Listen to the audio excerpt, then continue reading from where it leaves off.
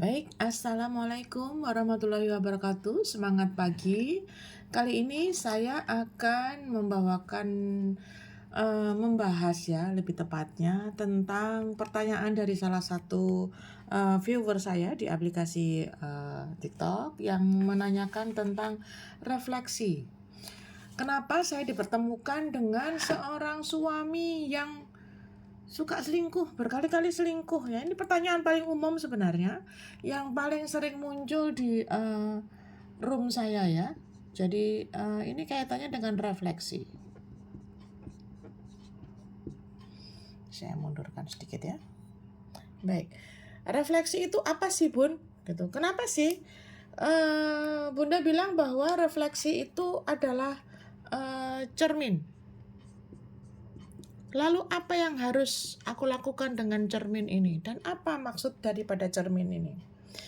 Cermin itu seperti yang kita tahu bahwa ketika kita melihat ke cermin, kita bisa melihat diri kita. Ya, kita bisa melihat bayangan dari diri kita yang dipantulkan oleh cermin seperti yang ada dalam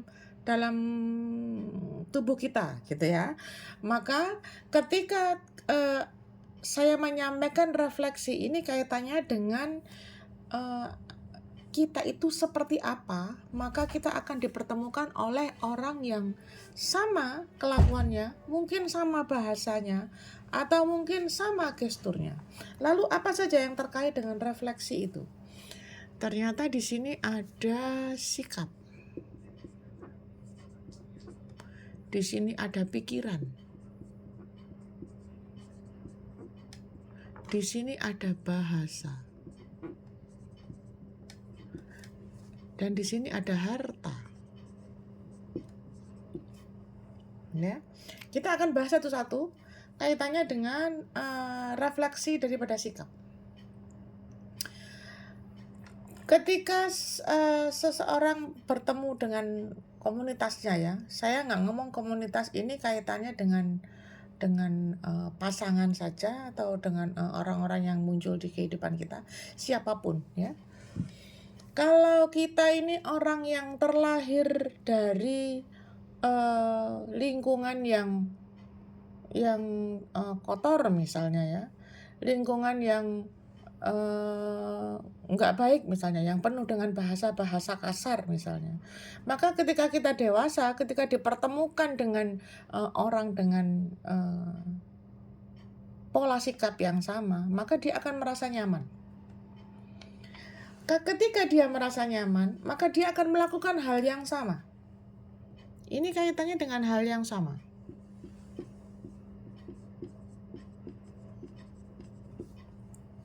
Termasuk pola pikir. Ketika kita datang ke sebuah kegiatan, misalnya arisan misalnya, maka kita akan dipertemukan dengan orang-orang yang sama. Mbak, tahu nggak sih, itu tuh akhirnya gibah. Ketika kita nyaman dengan gibah, kita nyaman dengan bahasa orang yang kita ajakin gibah gitu, maka kita akan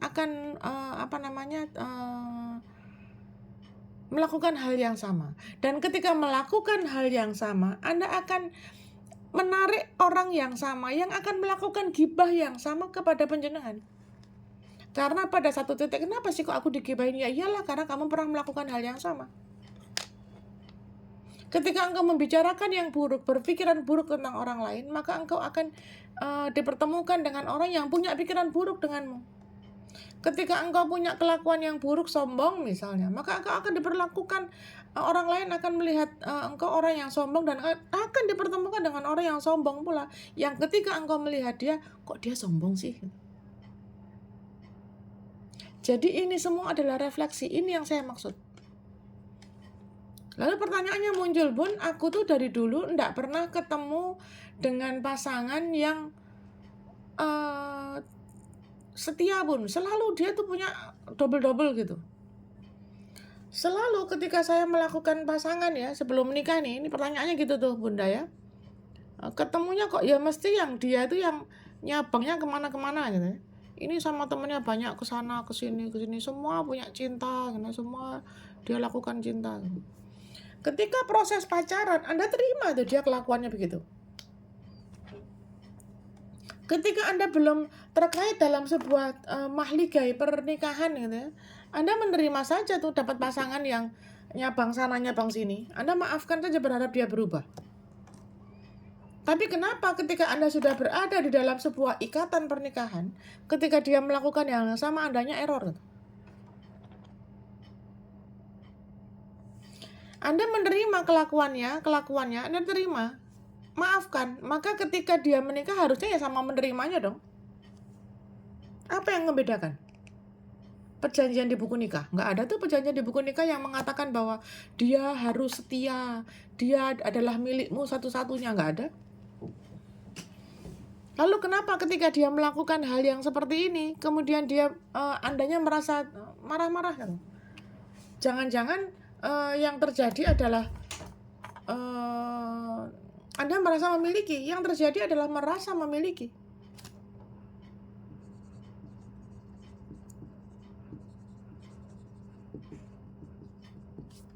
Aku adalah milikmu dan kau adalah milikku. Maka kita tidak bisa melakukan hal-hal di luar yang kita sepakati bersama. Yang bikin kesepakatan itu Anda sendiri, bukan perjanjian pernikahan. Anda sendiri yang membuat kesepakatan itu. Dan lucunya lagi, Anda mau dibohongin oleh orang ketika sebelum menikah dengan yang sudah melakukan ini. Karena sekali lagi, mohon maaf ya bun, yang namanya selingkuh itu pasti nyaman. Mengapa ya? Karena memang bermainnya dia nggak mungkin mencari kenyamanan di luar kalau dia sudah nyaman di dalam gitu loh. Dan selingkuh itu cari definisinya. Kenapa kok dia melakukan selingkuh? Jangan-jangan dia melakukan selingkuh karena dia nggak nyaman di rumah.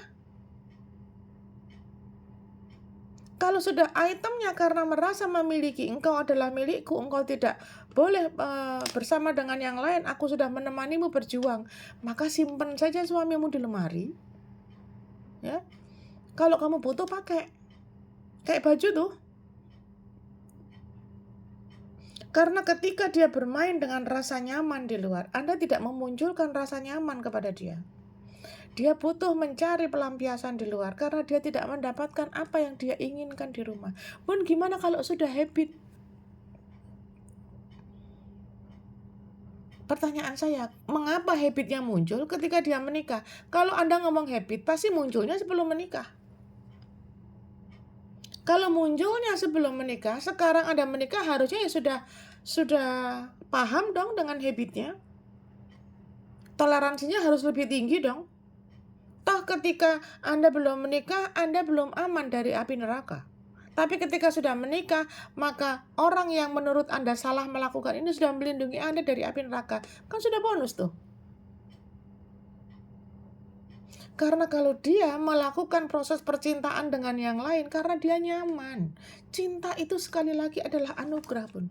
Cinta itu bukan salah. Cinta tidak pernah salah. Cinta itu anugerah.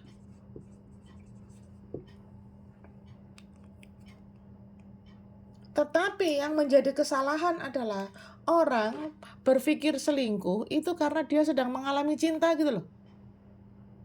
Padahal dia cuma hawa nafsu. Yang repot kan ketika di sini dia disisipi dengan hawa nafsu. Hawa nafsu.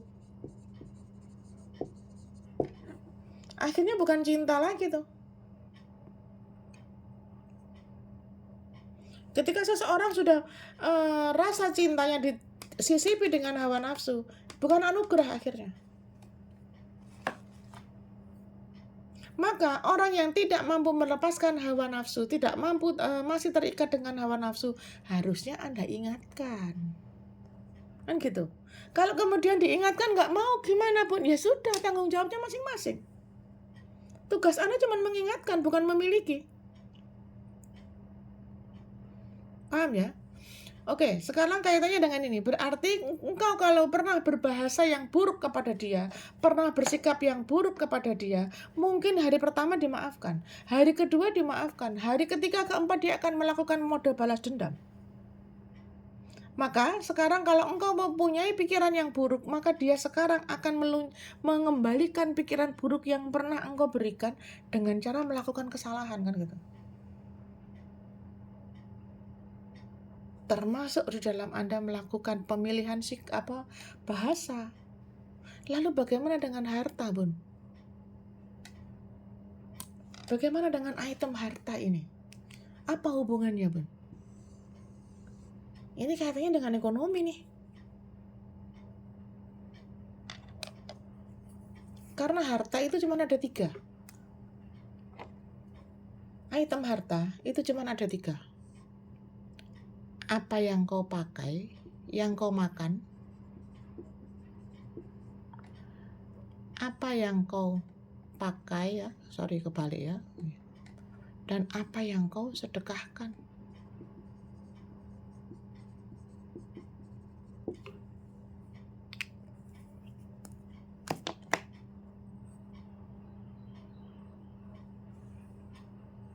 Selama engkau memiliki apa yang saat ini yang sudah engkau makan dan yang sedang engkau pakai, maka itulah hartamu. Yang belum kau makan, belum jadi rezekimu, belum menjadi hartamu. Ini konsep rezeki nih.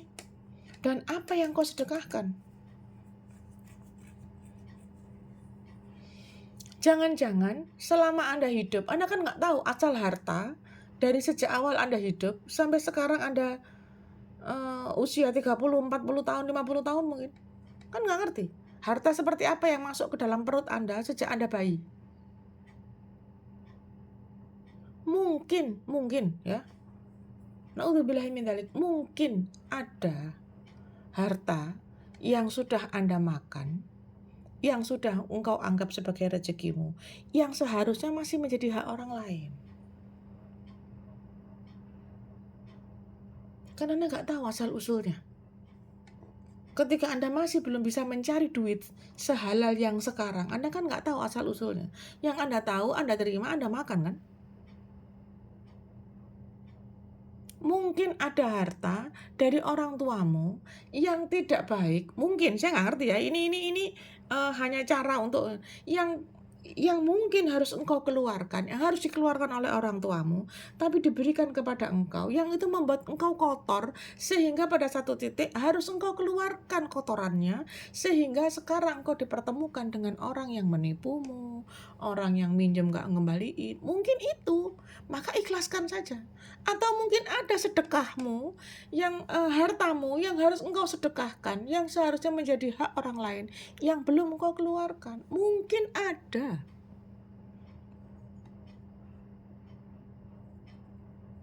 Maka itulah cara Allah untuk membersihkan engkau. Ketika dipertemukan dengan orang-orang yang melakukan itulah nipu atau apa, mungkin begitu. Maka gimana pun kalau dipertemukan, ya sudah ikhlaskan. Wong itu dalam rangka Allah membersihkan tubuhmu dari lumpur dosa kok. Ya, kalau kaitannya dengan harta begitu. Lalu kaitannya dengan pasangan bagaimana, Bun? Sama. Mereka ini, engkau berada di dalam sebuah mahligai pernikahan, harusnya bunder nih ya, nggak kotak ini. Engkau berada di dalam sebuah mahligai pernikahan, itu karena engkau ditakdirkan untuk sama-sama mendampingi, bukan memiliki. Kalau memiliki, konsepnya sama seperti bolpen ini. Saya punya bolpen ini, bebas nih mau saya protol, ini bisa saya protol nih. Tuh. Saya bisa mengeluarkan tintanya atau bongkar sini, nggak ngerti nih ya, eman soalnya masih enak, masih bisa dipakai. Jadi saya bisa bongkar begini ya nih, apalah gitu. Karena ini punya saya, mau saya buang, mau saya pakai, saya simpan, oke. Yang penting ini adalah milik saya. Maka kalau engkau merasa memiliki suami, lakukan seperti itu. Engkau merasa memiliki pasangan, lakukan seperti itu. Keluarkan kalau pakai, kalau Anda mau butuh, pakai.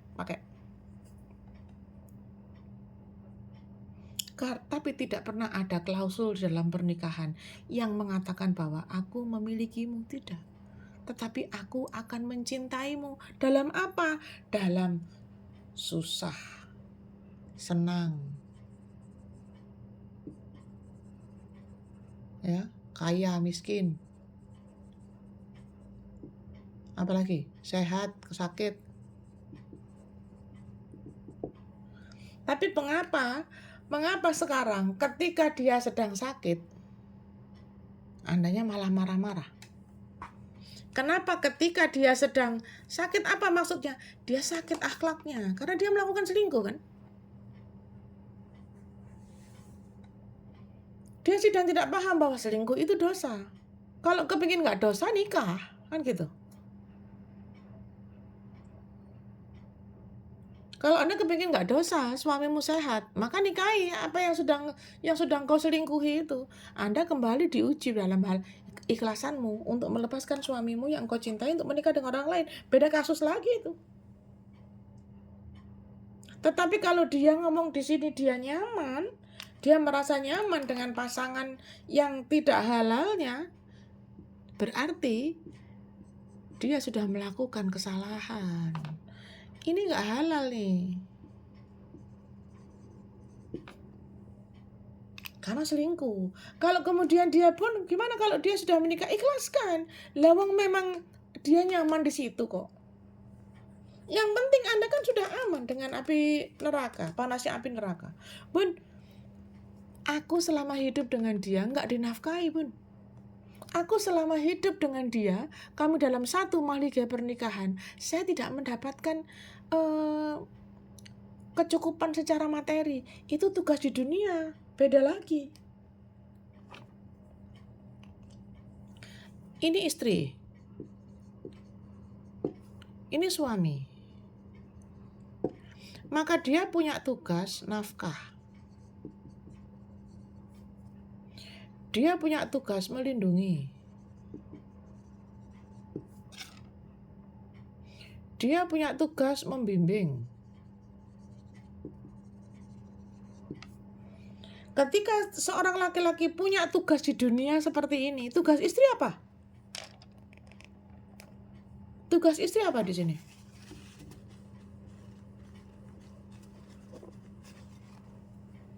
Mendampingi.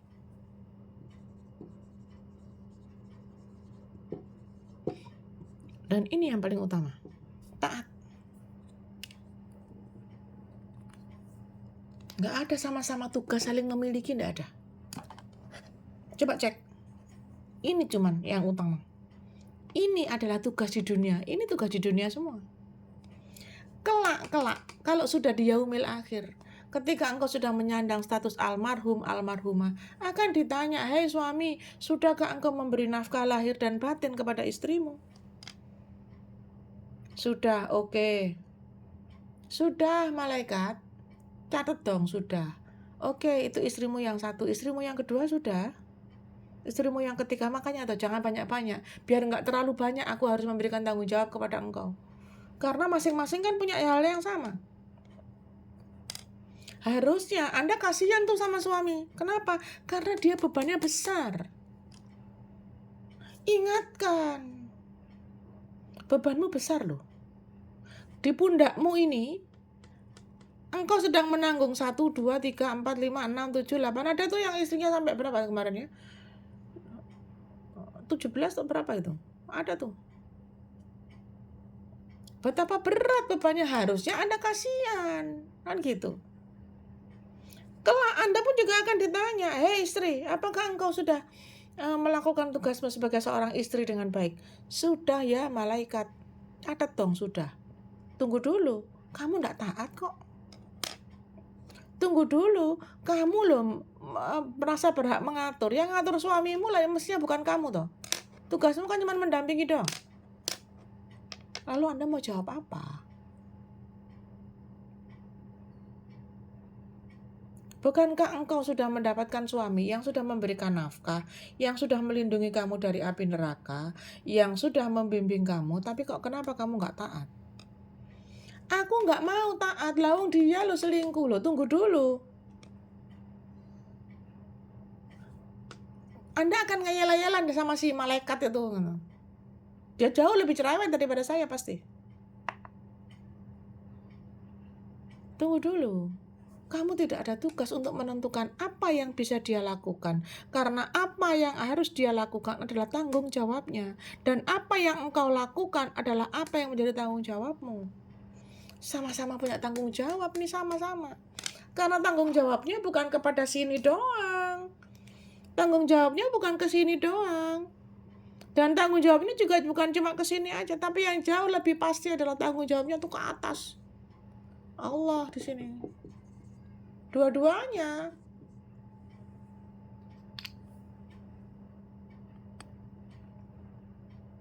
Jadi, sekarang pahamkan dulu dengan apa yang menjadi tanggung jawab masing-masing. Perbaiki sikapnya, perbaiki pikirannya, perbaiki bahasanya, dan bersihkan hartamu. Agar apa? Agar engkau akan dipertemukan, agar engkau mampu bercermin dalam kondisi yang bersih. Agar apa yang engkau makan, apa yang engkau pakai, dan apa yang engkau sedekahkan betul-betul akan menjadi sebuah harta. Kelak yang engkau sedekahkan ini kelak akan menjadi sebuah harta yang bisa engkau nikmati nanti di yaumil akhir. Dan apa yang engkau makan menjadi sebuah nutrisi yang baik untuk tubuhmu. Nggak sekedar makan untuk hidup. Nggak sekedar hidup untuk makan, nggak begitu. Karena kelak engkau akan dihisap dengan ini semua.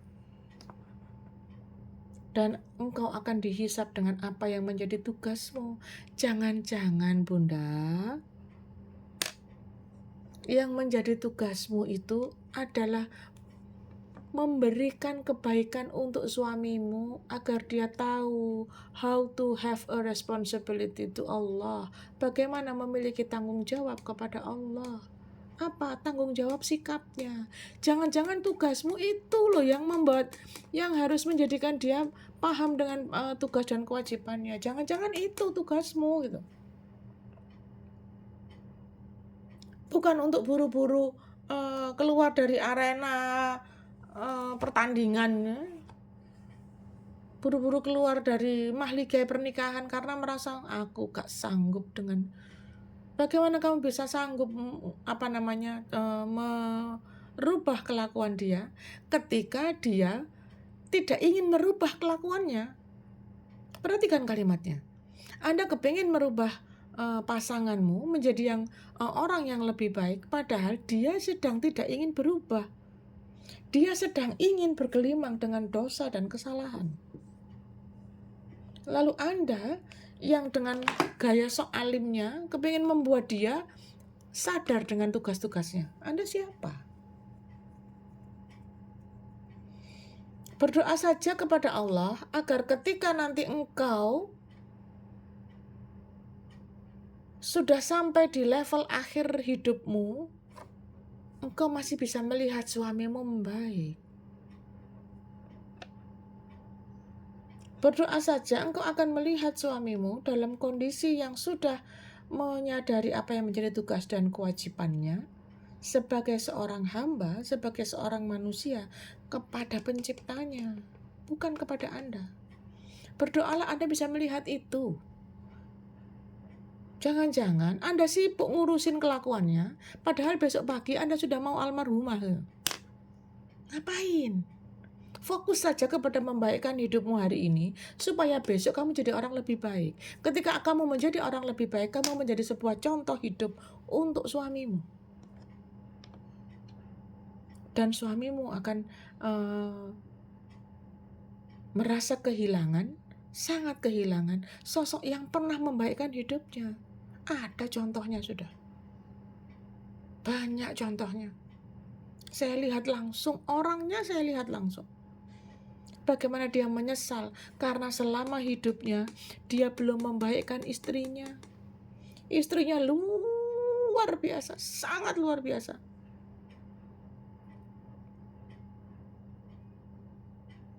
Saya mengenal betul sosok seorang suami yang semena-mena kepada istri dan anak-anaknya. 4 orang anaknya, laki semua. Dan ini adalah bule saya, tante saya. Bagaimana sekarang suaminya menangisi kepergian istrinya yang sudah Masya Allah luar biasa keren. Semena-mena dia dalam ternyata bukan rezeki istrinya untuk melihat suaminya sadar. tapi justru menjadi rezeki suaminya melihat mengakui kehebatan istrinya. Menjadi rezeki suaminya tuh. Istrinya nggak rezeki ngelihat suaminya nyadar. Coba biar.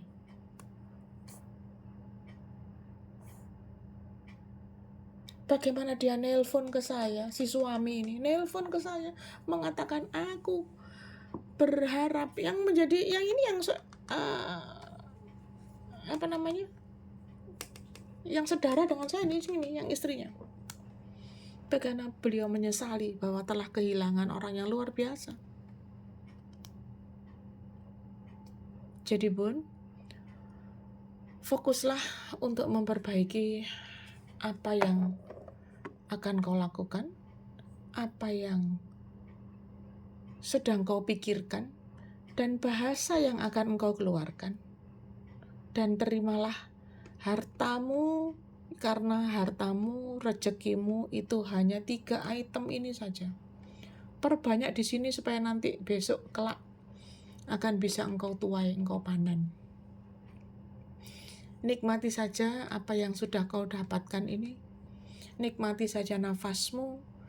Bersyukurlah bahwa Allah masih memberikan engkau kehidupan hingga detik ini dan bisa merefleksi bersama-sama dengan saya ketika Anda mendengarkan video ini. Ya, semoga menjadi sebuah manfaat dan menjawab pertanyaan Bunda tentang apa itu yang dimaksud dengan refleksi dan bagaimana kaitan-kaitannya dengan kehidupan kita sehari-hari. Ya, semoga manfaat. Sampai ketemu di video selanjutnya. Jangan lupa share, like, and subscribe ya. Matur nuwun.